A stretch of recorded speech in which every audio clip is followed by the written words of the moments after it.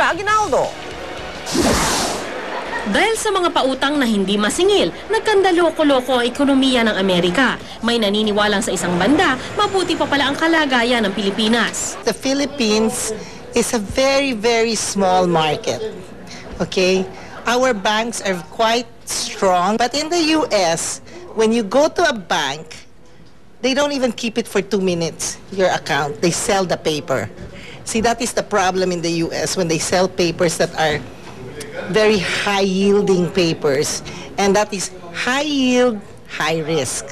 Paniwala ni Yuchenko, maganda rin ang mentalidad ng mga Pinoy sa pangungutang. Filipinos don't spend before they earn. In the U.S., they spend before they earn. Hindi komporme rito si Francisco Colayco, isang financial advisor. Marami raw Pinoy ngayon ang baon sa utang at hindi makabayad. Ang tunay na nakatulong daw sa Pilipinas ang pagiging konserbatibo ng mga bangko at mga financial institution. Yung ating pagka-backwardness, yun ang nakasalba sa atin.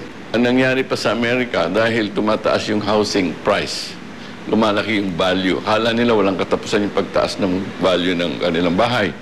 Okay? So, ano nangyayari? Mas lalapitan ka ng broker. Uy, yung bahay mo, tumaas na ang value. Pwede ka pang magpalaki ng utang. Sa kabila nito, hindi raw dapat baliwalain ang dumadaming Pinoy na hindi makabayad sa utang.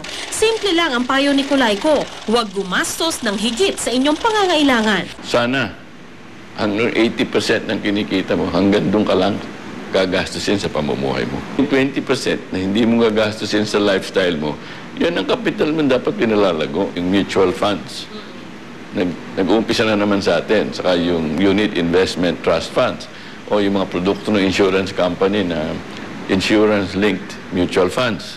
Pero para sa isang government employee tulad ni Christian, sadyang hindi maiwasang mabaon sa utang dahil sa liit ng sweldo at taas ng bilihin. Sa mga kaibigan ko, sa magulang ko na rin, nangihiram na rin ako kung wala talaga. Minsan sa mga katubo. Sandra Aguinaldo, nakatutok, 24 oras.